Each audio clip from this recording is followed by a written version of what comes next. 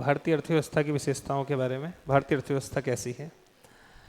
आपसे अगर मैं पूछूं भारतीय अर्थव्यवस्था कैसी है, ठीक है, तो आपको पॉइंट वाइज पॉइंट बात करना है कि अर्थव्यवस्थाएं कितने प्रकार की होती हैं।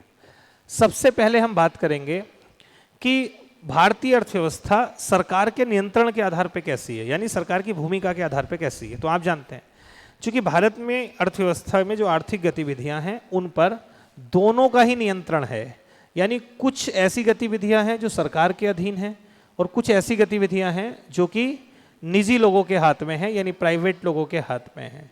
और जब गतिविधियां ऐसी हों कि दोनों का नियंत्रण उस पर हो तो इस व्यवस्था को क्या कहते हैं? मिश्रित अर्थव्यवस्था कहते हैं। तो भारत की अर्थव्यवस्था कैसी है? मिश्रित। तो पहली विशेषता है कि भारत की अर्थव्यवस्था मिश्रित है। कोई आपसे पूछ ले कि बताइए अब भारतीय अर्थव्यवस्था की विशेषता बताइए, तो आप पहला बताना कि भारतीय अर्थव्यवस्था कैसी है? मिश्रित है।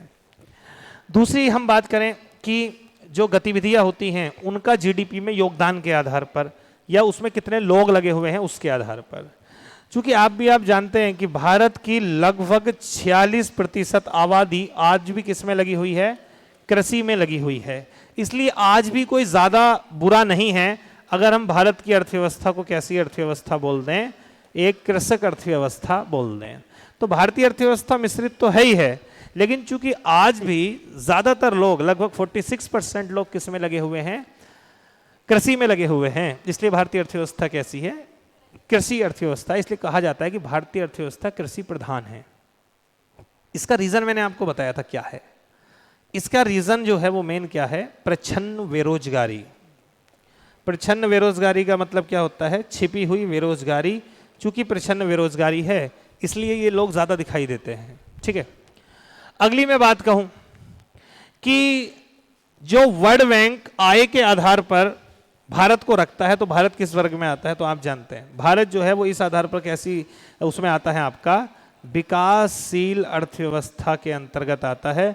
और एक बात ध्यान रखना, विकासशील अर्थव्यवस्था में ऐसी अर्थव्यवस्था जो जल्दी ही विकसित होने वाली हैं, जो जल्दी ही विकसित बनने वाली हैं, ऐसी इकोनॉमी को हम बोलते हैं उभरती हुई अर्थव्यवस्था, यानी इमर्जिंग इकोनॉमी। तो एक बात और ध्यान रखना कि भारत जो है वो एक उभरती हुई अर्थव्यवस्था है, यानी इमर्जिंग इकोनॉमी है।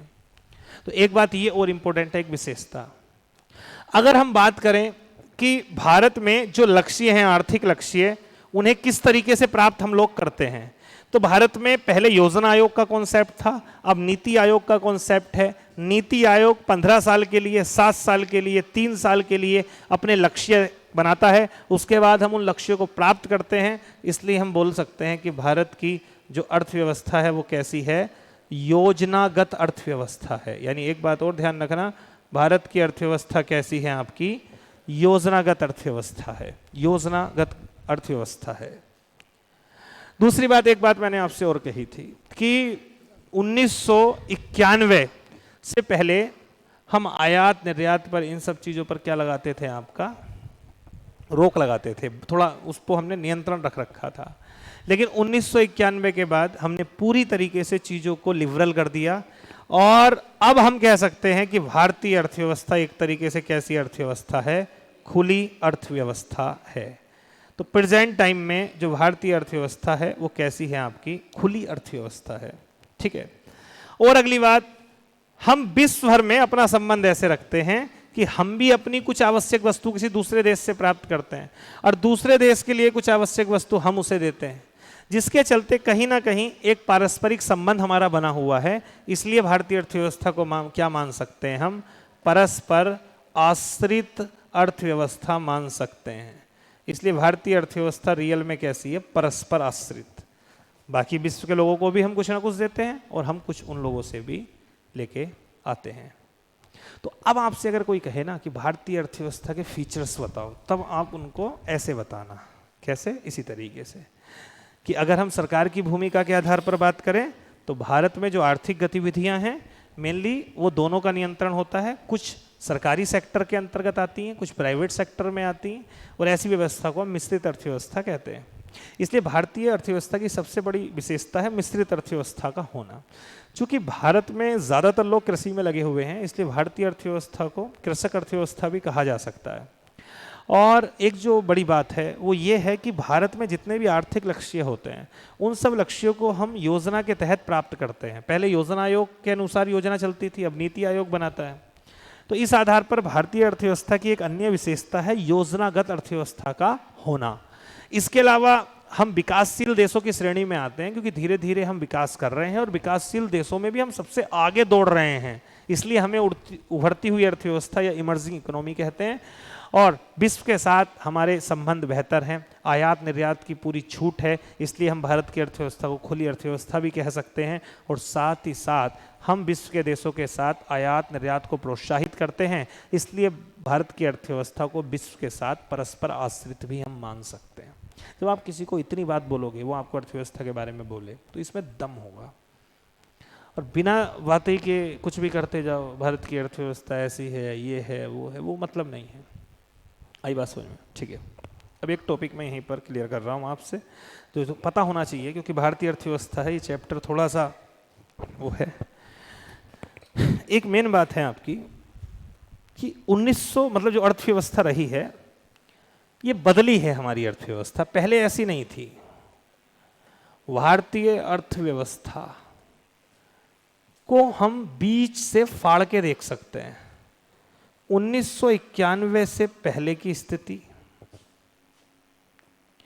और 1991 से बाद की स्थिति, यानी बाद में। पहले और बाद में क्या अंतर है? मैं अगर बात करूं, पहले ज्यादा नियंत्रण सरकारी था। पहले मतलब सरकारी नियंत्रण ज्यादा था। सरकारी नियंत्रण का मतलब गतिविधियों पर, इसका मतलब पहले ज्यादातर चीजों पे नियंत्रण गवर्नमेंट का होता था, हर चीज गवर्नमेंट करती थी। यहां तक कि मैंने बताया था सूती कपड़ा भी गवर्नमेंट बनाती थी। अभी देखा सूत मिल होती है जगह जगह पर, ठीक है। चीनी मिल, चीनी गवर्नमेंट बनाती थी, आज भी हैं एक दो सरकारी, लेकिन अब तो प्राइवेट बन गई हैं, आपने देखो प्राइवेट हो गई है। तो सरकारी नियंत्रण ज्यादा था। दूसरी बात है, इस समय सरकार निवेश करती थी, निवेश ज्यादा करती थी इस समय पर। निवेश का मतलब हो गया जैसे कंपनी में, कंपनी स्थापित कर दी, कोई कुछ बना दिया, जैसे LIC बना दी, ठीक है, GIC बना दी, ये सब काम निवेश ज्यादा होता था उस समय पर। अगली बात, उस समय पर कानून बहुत सख्त थे, कानून सख्त थे, कानून काफी ज्यादा सख्त होते थे, ठीक है। मैं ये भी कह सकता हूं कि सरकारी नियंत्रण तो यहां मैंने बता दिया। एक मैं ये भी कह सकता हूं प्राइवेट स्वामित्व कम थे। प्राइवेट स्वामित्व मतलब समझ रहे हो, प्राइवेट चीजें कम थी। पहले सब सरकारी चलता था, उतना प्राइवेट नहीं था। आज तो हर चीज सरकारी प्राइवेट हो गई है, लेकिन उस समय भी प्राइवेट चीजें ज्यादा नहीं थी लेकिन ज्यादा नहीं थी। उस समय पर आयात निर्यात जो होता था वो प्रतिबंधित था, यानी प्रतिबंधित का मतलब कुछ चीजों पे प्रतिबंध, कुछ चीजों पे निश्चित। और दूसरी बात जो है वो ये है कि इस समय पर शुल्क बहुत ज्यादा होती थी, कस्टम ड्यूटी बहुत ज्यादा थी। जो बाहर से सामान आता जाता था ना, तो उस पे जो कस्टम ड्यूटी ली जाती है, वो कस्टम ड्यूटी जो है वो बहुत ज्यादा थी, कस्टम ड्यूटी बहुत ज्यादा थी, ठीक है। ये सब हमें उस समय पर पहले दिखाई देता है। 1991 से पहले की स्थिति ये थी, सरकारी नियंत्रण चीजों पे ज्यादा था। आप फील करिए, मैं फील करवाता हूं 1991 से पहले क्या था। आजादी के बाद में ज्यादातर कंपनी आपको सरकारी मिलती, हर चीज सरकारी, ज्यादातर सरकारी, प्राइवेट चीजें नहीं। जैसे मैंने बताया अभी चीनी मिल तो आपकी कई सारी प्राइवेट खुल गई। IGL है काशीपुर में, वो बनाती है, आपका गन्ना लेती है, उससे एल्कोहल वगैरह बनाती है IGL। ऐसे यहां भी खुली हुई है करणपुर जाते हुए, कौन सी है, त्रिवेणी मिल। ये क्या है, प्राइवेट है लेकिन सरकारी भी है। जैसे नांधई चीनी मिल, वो कैसी है, वो सरकारी है। बात समझ रहे हैं? तो पहले तो वही होती थी, ये तो बाद में खुली हैं सब। सरकारी होल्ड ज्यादा था। रीजन क्या था सरकारी होल्ड ज्यादा होने का? रीजन ये था, जब लोग उत्पादन नहीं करेंगे तो सरकार को करना पड़ेगा, लोगों की आवश्यकताएं भी तो पूरी करनी है। बाहर से चीनी थोड़ी खिलाएंगे मंगा करके दूसरे देश से, तो उनको ही लगानी पड़ रही थी, इसलिए सरकार को निवेश करना पड़ता था। सामान जैसे फॉर एग्जाम्पल, सरकार को इंश्योरेंस के लिए इंश्योरेंस कंपनी खोलनी पड़ेगी, लाइफ वो जीवन बीमे के लिए, वो जीवन बीमा कवर करने के लिए जीवन बीमा लेकर के आना पड़ेगा, लाइफ इंश्योरेंस लेके आना पड़ेगा, LIC स्थापित करना पड़ेगा। करना पड़ता है या नहीं करना पड़ता? तो सरकार उस समय निवेश करती थी। सख्त कानून थे, कानून बहुत सख्त थे। रीजन था सख्त कानून इसलिए भी थे, खास करके आर्थिक गतिविधियों से जुड़े हुए कानून सख्त। कानून सख्त का मतलब नियम कठोर थे। जैसे मैं अभी आपको बता दूं, अभी आपको अगर कोई दुकान खोलनी है या कोई छोटा प्लांट लगाना है किसी चीज का, तो बड़ा आसान है आपके लिए। आप ऑनलाइन जाओगे, मुश्किल से ऑनलाइन आपको 20 मिनट लगने हैं, डिटेल भरनी है, आपका वो निकल जाएगा कि हाँ भैया ठीक है आपका रजिस्ट्रेशन हो गया, GST WST निकल जाएगा। पहले आपको फर्म का नंबर लेने के लिए 20-20, 30-30 दिन लगते थे, कभी यहाँ कभी वहाँ, कभी ये NOC कभी वो NOC, कभी ये कभी वो, इतना मुश्किल था। एक काम धंधा खोलना इतना मुश्किल था, आप सोच नहीं सकते। अभी इंस्टीट्यूट कोई भी खोल के बैठ जाता है 4 बेंच डाल के। पहले कोई भी काम धंधा करते तो नियम बहुत सख्त थे। आज तो इंसान बड़ी से बड़ी फैक्ट्री खोल ले, तब बाद में देखता है, उसे पता है पास हो जानी, कुछ है ही नहीं, कुछ भी। आज तो कुछ भी सोच सकते हो तुम। आज तो दारू का प्लांट लगा लो तुम, उसमें भी नियम कानून बहुत ज्यादा सख्त नहीं है, उसमें भी तुम्हें मिली जाएगी, अगर पैसा हो तो परमिशन मिली जानी है। उस समय तो माचिस का कारखाना ना खोल सकते थे, नियम बहुत सख्त थे। प्राइवेट स्वामित्व कम था। रीजन 2 थे। लोगों के पास पैसा नहीं था जिससे कि वो अपने कुछ काम धंधे कर पाए। दूसरा, नियम कानून इतने सख्त थे कि लोग वैसे नहीं खोलते थे, डरते थे। अब आपको पता चले कि आपको कोई काम करना है, उसके लिए आपको फाइल लगानी पड़ेगी, और फाइल लगाने में 50,000 खर्च हो जाएगा, उसके बाद पता नहीं वो मिले ना मिले, क्या हो क्या ना हो, तो क्यों करेगा इंसान? आयात निर्यात प्रतिबंधित था। क्यों था प्रतिबंधित, वो मैं आपको बताता हूं। इस चीज को समझने के लिए आपको थोड़ा सा एक कॉन्सेप्ट समझना पड़ेगा। 5 से 10 मिनट का एक कॉन्सेप्ट है कि क्या है वो। कॉन्सेप्ट है भुगतान संतुलन का। भुगतान संतुलन, भुगतान संतुलन ये क्या होता है? आपको पता है एक कोई भी देश अपनी समस्त आवश्यकता पूरी नहीं कर सकता अपने आप से, उसे क्या करना पड़ेगा? उसे बाहर से चीजें मंगानी पड़ेंगी। होगा या नहीं होगा? तो सिंपल सी बात है, विदेशों में जो बाकी के देश है, मान लो ये कोई है, ये US से है, ठीक है, ये ऑस्ट्रेलिया है, ये हमने मान लिया इंग्लैंड है, ये ऐसा है। देखो, पहले तो सरकार को हटा दो। आपके मन में होता है सरकार आयात निर्यात करती है, आयात निर्यात लोग करते हैं। मैं एग्जाम्पल देता हूं क्या होता है अभी प्रेजेंट। ये चेयर जो है, मान लो मेरे को यहां नहीं मिल रही, मैंने ऑनलाइन सर्च किया, गूगल पे डाल दिया मैंने, बढ़िया डिजाइन चेयर का, और वो चेयर देखी तो वो केवल USA की कंपनी बनाती है, USA में। मैंने उसका रेट देखा, उसका रेट मान लो निकल करके आया $100। $100 को मान के चल रहा हूं मैं, इस समय डॉलर मान लो 80 का चल रहा है, तो लगभग 8,000 की हो गई। मैंने उसको अभी ऑनलाइन है ऑर्डर कर दिया, ऑर्डर कर दिया, बैलेंस कट गया। मैं यहां पर हूं, मेरे अकाउंट से बैलेंस कट गया। कितने रुपए कटा? 8,000 रुपए कट गया। उस व्यक्ति के पास, जो यहां का रहने वाला व्यक्ति है, उसके पास आ गया कितने रुपए? $100 आ गए उसके पास। ये कैसे हुआ कि कटे मेरे यहां से 8,000 है, उसको मिल गए $100? ये ऐसे हुआ है कि जो RBI होता है ना, उसके पास ऐसे करके एक ये खजाना है, एक भंडारण है जिसे बोलते हैं विदेशी मुद्रा भंडार, जिसे बोलते हैं FCR, फॉरेन करेंसी रिजर्व। और इंडियन करेंसी का तो कोई रिजर्व बनाने की जरूरत ही नहीं है, वो तो उसके पास मशीन है। इंडियन करेंसी की तो मशीन है, इसकी कोई जरूरत ही नहीं है।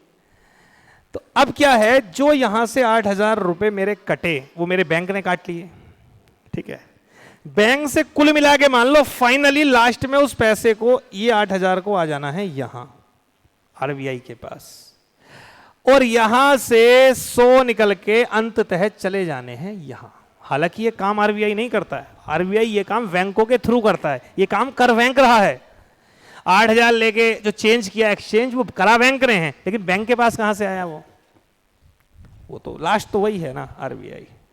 यानी जब मैं कोई सामान बाहर से मंगाता हूं, जब मैं आयात करता हूं, तो एक चीज हमेशा ध्यान रखना, जो फॉरेन करेंसी होती है वो हमारे देश से बाहर जाती है।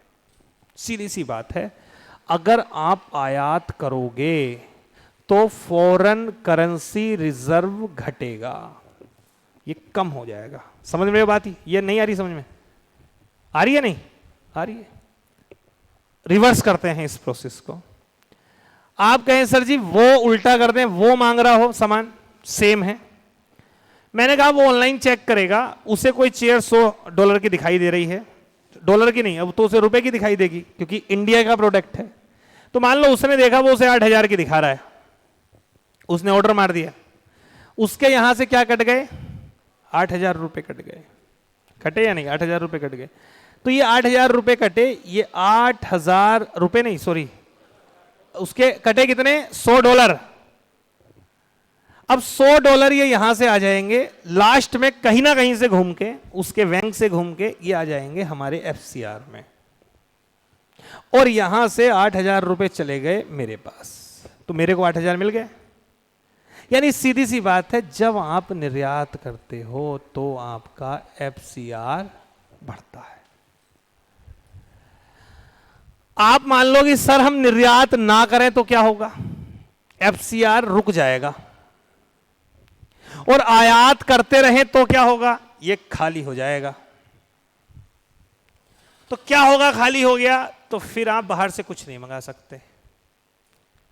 तो फिर क्या होगा? कुछ नहीं मंगा सकते। तो आपके देश में कोई भी कंपनी ऐसी नहीं है जिसका एक भी प्रोडक्ट, मतलब एक ना एक प्रोडक्ट बाहर से ना आता हो। कपड़े उद्योग हैं, उनका केमिकल बाहर से आता है। टायर उद्योग हैं, उनका केमिकल बाहर से आता है। जितनी कंपनी है सब में कोई ना कोई प्रोडक्ट, मशीनें बाहर से आती हैं। तो आप कहोगे सर फिर तो अगर ये खाली हो गया तो फिर तो आरबीआई मना कर देगा, कहेगा भैया अब मैं नहीं दे सकता, मेरे पास है ही नहीं फॉरेन करेंसी। तो ये लोग क्या करेंगे? इनके सब काम धंधे ठप हो जाएंगे, इकोनॉमी खत्म हो जाएगी, सब बंद हो जाएंगी, सब जितनी फैक्ट्रियां सब बंद हो जाएंगी। मंगाएंगे कैसे हम बाहर से? तो एक काम और बड़ा है जो शायद आपको पता नहीं होगा, वो यही तो है एफसीआर। इसको कौन हैंडल करता है? आरबीआई। जिस देश का ये स्ट्रांग है, समझ जाना वो अंतर्राष्ट्रीय स्तर पे, इंटरनेशनल लेवल पर वो बहुत बड़ी इकोनॉमी है। जैसे चाइना, चाइना का विदेशी मुद्रा भंडार बहुत स्ट्रांग है, उसके पास बहुत डॉलर है चाइना के पास। खैर भारत का भी बुरा नहीं है, भारत का भी अच्छा है, हमारा भी ये बढ़ गया। तो अब मेन बात आती है कि ये तो समझ में आ गया एफसीआर का कॉन्सेप्ट क्या है। अब हम बात करते हैं 1991 में क्या हुआ था। 1991 में आपका एफसीआर खत्म हो गया था, खत्म हो गया था। और जब एफसीआर खत्म हो जाता है तो इसे बोलते हैं आर्थिक संकट।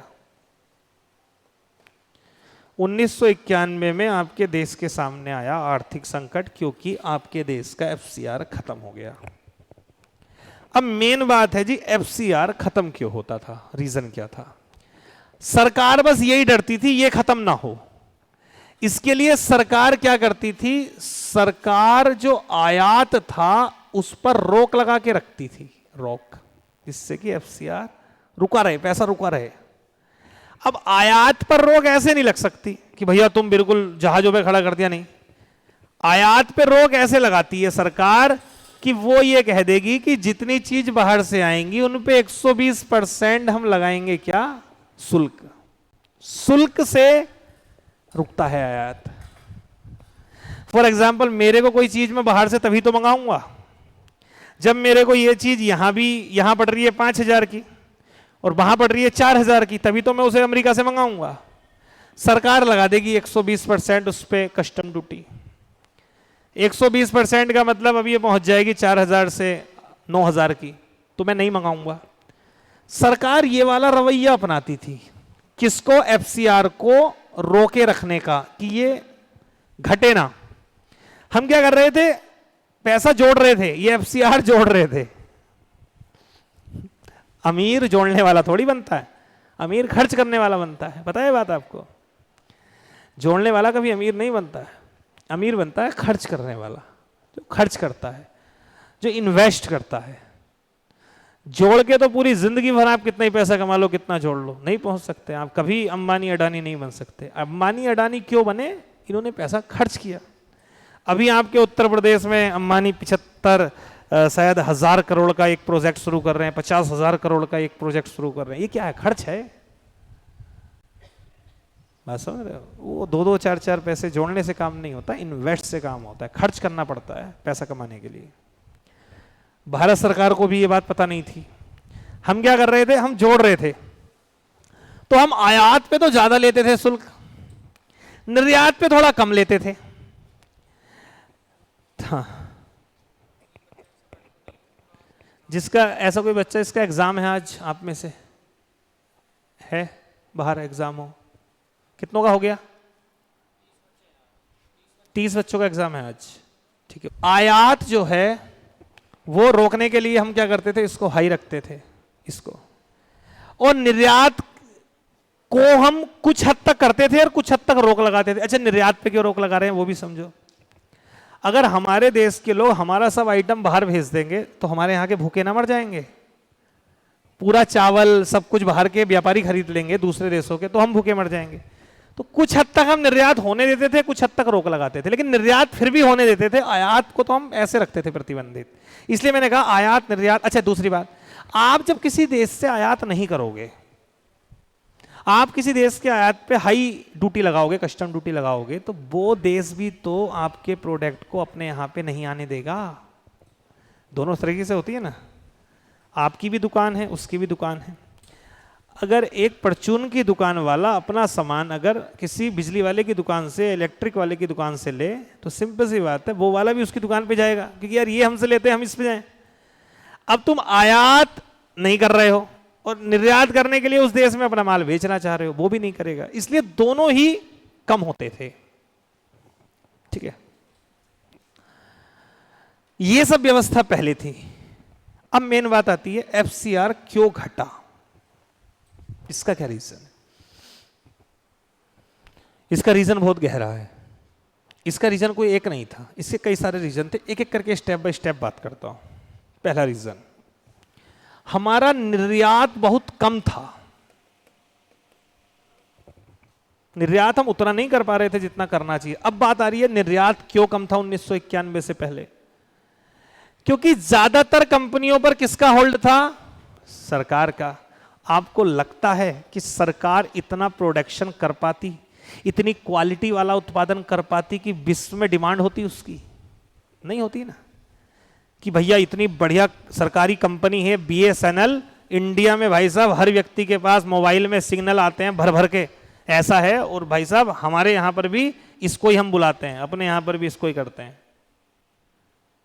इंडिया वाले सरकारी प्रोडक्ट खरीद नहीं रहे थे, तो वो क्या खरीदते? चूंकि ज्यादातर होल्ड सरकारी था, इसलिए ज्यादा प्रोडक्ट नहीं बन रहे थे। कुछ हद तक प्राइवेट था, प्राइवेट स्वामित्व कम था। जब तक प्राइवेटाइजेशन नहीं आएगा तो आप उत्पादन नहीं बढ़ा पाओगे। तो बेचोगे या खाक? क्या बेचोगे?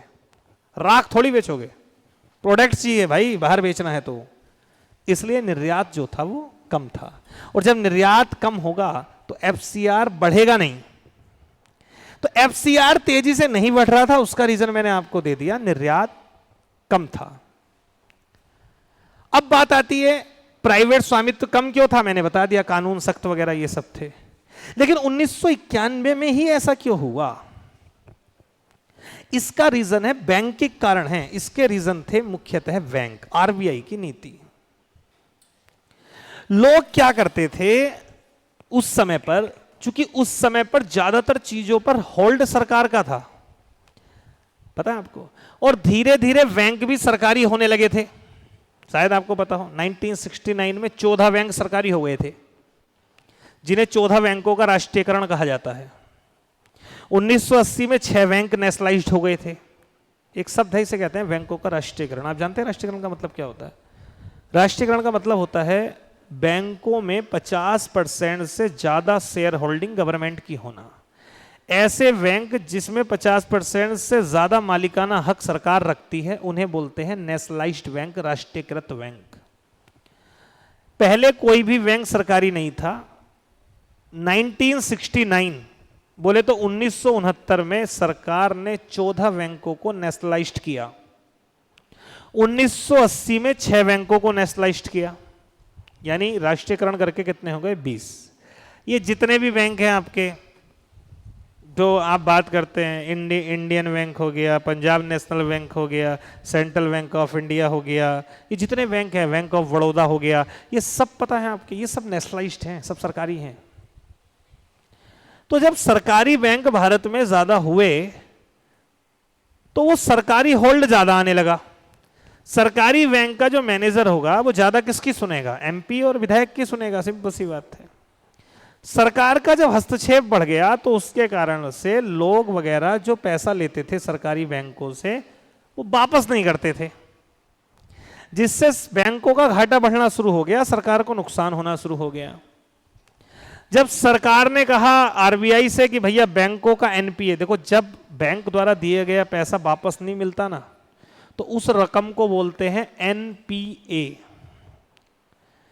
एनपीए इंग्लिश में कहते हैं नॉन परफॉर्मिंग एसेट्स, हिंदी में कहते हैं गैर निष्पादनकारी परिसंपत्तियां। ये तो छोड़ दो, एनपीए ध्यान रखो। यानी बैंक से पैसे लेके ना आप मुद्दल वापस करो ना आप उसका ब्याज दो, तो उसे बोलते हैं एनपीए।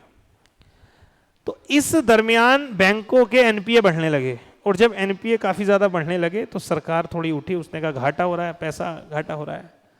सरकार ने आरबीआई से कहा, तो आरबीआई क्या करता है? बैंकों को पे कंट्रोल कर लेता है। तो आरबीआई ने सिस्टम बना दिया, बोले तुमसे लोग ज्यादा ऋण ले रहे हैं, एक काम करो अपनी ब्याज दरों को उच्च कर दो, हाई कर दो आप। तो बैंकों ने अपनी रेट हाई कर दी 20%, 25% पर। अभी देखो अभी मिलता है कितने पर? 8-10% पे मिल जाता है। उस समय 25%, 30% पे बैंकों ने अपनी ब्याज दरें कर दी। अब ऐसा कोई व्यक्ति जिसे 1 करोड़ का लोन लेना है तो उसे 1 साल में वापस करना पड़ेगा 1 करोड़ 30 लाख। यानी कोई व्यक्ति अगर 1 करोड़ लोन ले भी ले तो उसे 1 लाख, आप सोचिए 30 लाख उस पर साल का ब्याज बनेगा, यानी लगभग 2.5 लाख रुपए तो केवल ब्याज महीने का बनेगा 1 करोड़ रुपए लेके। तो आपको लगता है कोई ऋण, और मुद्दल खड़ा रहेगा, 1 करोड़ पूरा खड़ा रहेगा। तो जब ऐसा हुआ तो जो ये थोड़े बहुत प्राइवेट वाले लोग चला रहे थे अपने उद्योग धंधे, इन्होंने भी बंद कर दिया, क्योंकि इन्हें बैंकों से काम करना पड़ता था, पैसा लेना पड़ता था।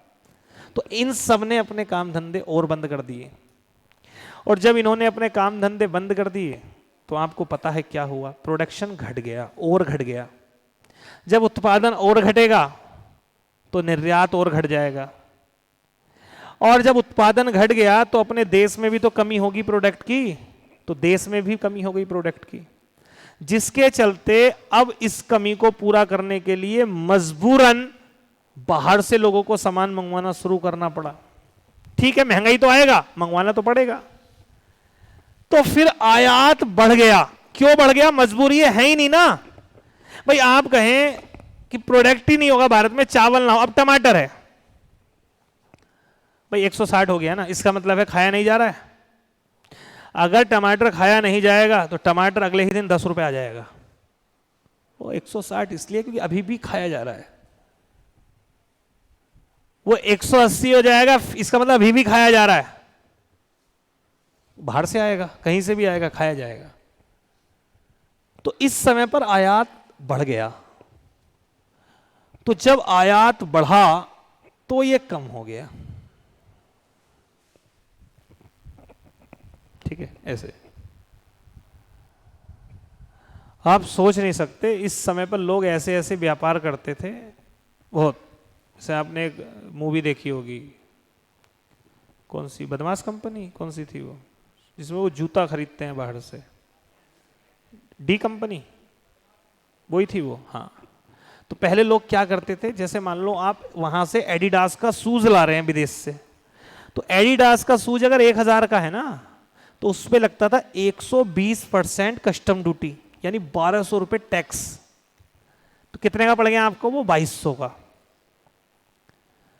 तो क्या करते थे लोग, जैसे वहां पे उस कंपनी में, उसमें दिखाया होगा तुमने, उसमें प्लान, उसमें क्या करा उन्होंने, जूता वहां से खरीदा और बॉक्स में जूते को चेंज कर दिया, इसका एक जूता इसमें, इसका एक जूता इसमें। अब इसको बना दिया स्क्रब माल। अब इसे वो बताएंगे ये तो स्क्रब है, तो स्क्रब है तो इसके रेट जो हैं वो इसको कम बताएंगे कि ये तो सस्ते में ले लिया, 100 रुपए का ले लिया, 200 का है। 200 का है तो अगर 120% भी लगा तो ठीक है, 440 हो गया। तो पहले ऐसे भी, अब लाए 440 में, फिर लेवल लगा के इधर का इधर कर दिया, और अब बेचो उसे 440 वाले को। अब तो उसे 1500 का बेचोगे तो बिकेगा, क्योंकि सही तरीके से तो वो इंडिया में आके पड़ रहा है 2200 का। इतना खतरनाक सिस्टम था। खैर 1991 में खतरे की घंटी बज गई, एफसीआर घटा। एफसीआर घटने का रीजन मैंने आपको कई सारे दे दिए हैं कि जो प्राइवेट उद्योग धंधे थे, ये सब चीजें थी, ये सब बंद होने लगी थी। बंद होने का रीजन था, बैंक कारण भी थे, क्योंकि बैंक जो है वो क्या हुआ था आपका, बहुत ज़्यादा उन्होंने अपनी जो ब्याज दरें थी वो बहुत ज़्यादा हाई कर दी थी। तो जब ऐसी बात आ गई, सरकार हिल गई। उस समय सरकार थी कांग्रेस की, बनी थी। प्रधानमंत्री बने थे आपके नरसिम्हा राव की सरकार थी। वित्त मंत्री थे सरदार जी मनमोहन, वित्त मंत्री थे उस समय। वार्ता हुई सरकार ने कि भाई ये कैसे निपटे, इस मामले से क्या करें। तब मनमोहन जी ने ये बात बताई कि देखो, विश्व में एक बैंक है जिसका नाम है IMF। ठीक है, इसे बोलते हैं इंटरनेशनल मॉनेटरी फंड, यानी अंतर्राष्ट्रीय मुद्रा कोष। इसका जन्म ही इसलिए हुआ था कि यदि किसी देश का FCR खत्म हो जाए तब ये उसे पैसे दे दे। एक बैंक और है जिसका नाम है वर्ल्ड बैंक। पता है आपको वर्ल्ड बैंक में और IMF में क्या अंतर है?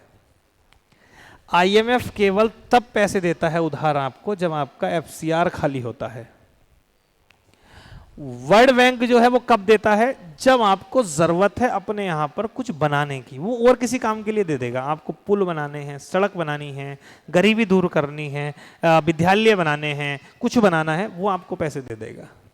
आप IMF के पास पैसे मांगने जाओगे, IMF आपको पैसे देने वाला नहीं है। IMF नहीं देगा। IMF कहेगा हम देते हैं जब इकोनॉमी कोलैप्स करती है, जब आपका विदेशी मुद्रा भंडार घटता है।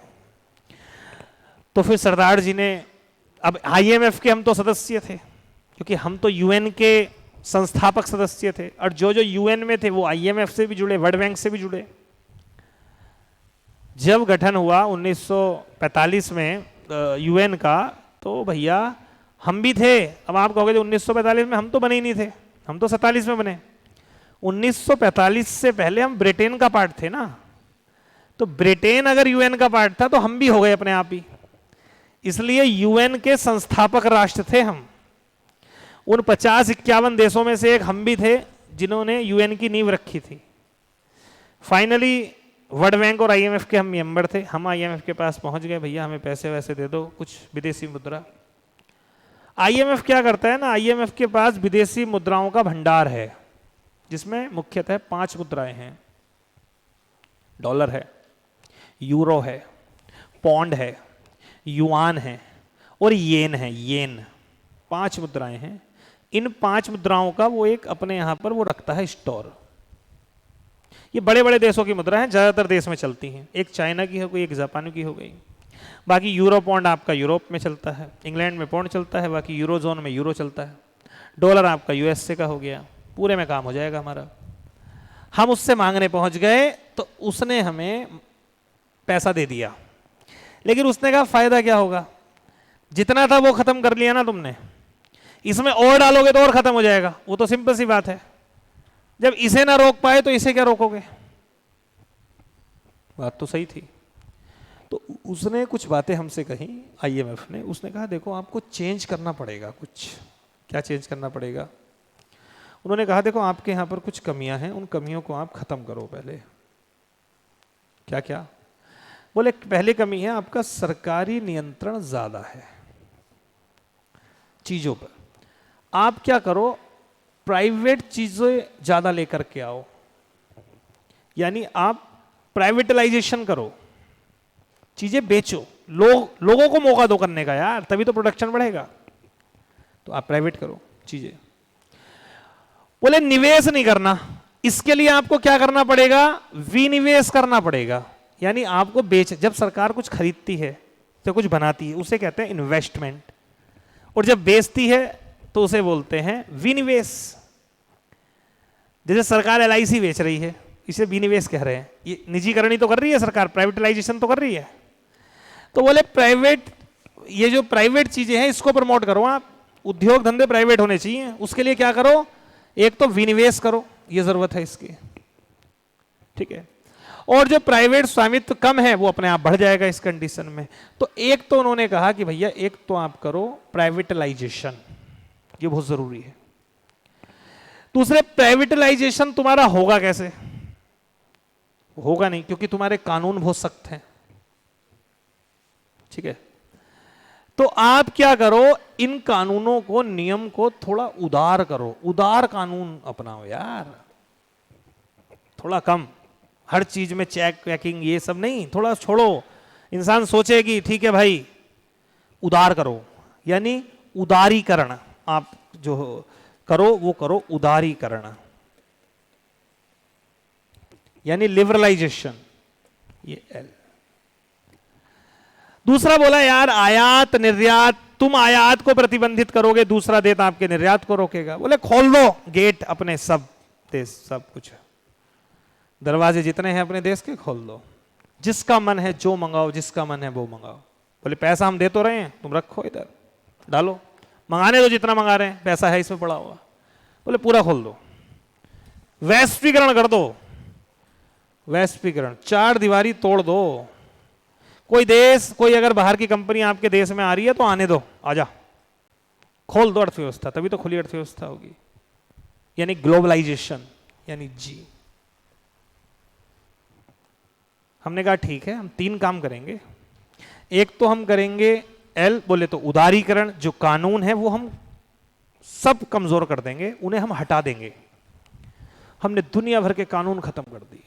जिन चीजों के लिए, उद्योग धंधों के लिए लाइसेंस लेना पड़ता था, मैक्सिमम के लिए लाइसेंस समाप्त कर दिए, लाइसेंसिंग व्यवस्था समाप्त कर दी, कुछ के लिए छोड़ी, जैसे अल्कोहल हो गया या बाकी की कोई कुछ खतरनाक उद्योग धंधे होते हैं, बारूद बनाना है, ये बनाना है, उसके लिए रखा।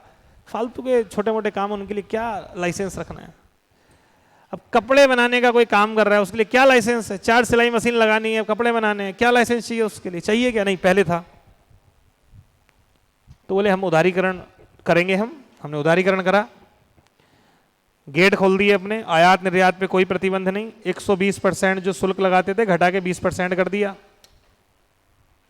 और इसी पर है वो बदमाश कंपनी मूवी, जब उन्होंने माल वहां खरीद लिया था, ठीक है, और वो ये सब झंझट करके लेके आ रहे थे, लेके आ गए, और उसी समय 1991 में सरकार ने घोषणा कर दी वैश्वीकरण की।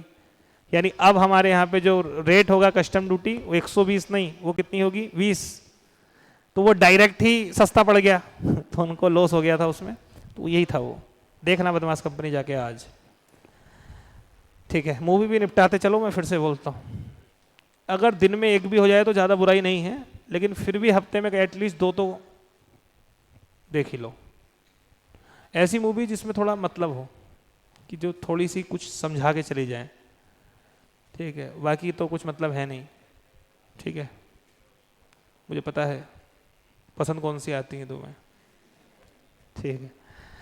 तो वैश्वीकरण समझ गए। बोले और क्या करो, प्राइवेटलाइजेशन कर दो, बोले प्राइवेट लोगों को मौका दो सब चीजें करने का। तो हमने कहा ठीक है, हमने 3 काम कर दिए, LPG, लिबरलाइजेशन, प्राइवेटलाइजेशन, ग्लोबलाइजेशन। इसे कहा क्या आ जाता है? इसे कहा जाता है LPG। आपसे पूछेगा LPG नीति भारत ने कब अपनाई? तो कब अपनाई LPG नीति भारत ने? 1991 में। तो LPG नीति के बाद क्या हुआ? प्राइवेटलाइजेशन बढ़ा, और कितना बढ़ गया? और आपको मैं एक बात बताता हूं मजे की, FCR आपका जब से रुका नहीं, बढ़ता चला गया। हमने IMF का पूरा पैसा तभी लौटा दिया, लो पकड़ो, बढ़ता चला गया, और आज लबालब डोल रहा है, लबालब, मतलब भरा पड़ा है। कितना ही आयात कर लो तुम, जाओ, खत्म नहीं होगा, इतना पैसा है RBI के पास। ये थी 1991 की LPG पॉलिसी। समझ रहे हैं आप? तो समझ में आ गया क्या क्या चेंज हुआ बाद में। पहले क्या क्या था। लोगों से एग्जाम में तो देखो इतनी बात पूछता है केवल कि LPG पॉलिसी कब लागू हुई? 1991। बात तो केवल 1 मिनट की थी, लेकिन घंटा 1 लगा दिया। उसका रीजन है भारतीय अर्थव्यवस्था पढ़ रहे हो, ये बात ना जानो, ना जानी तो क्या जानी।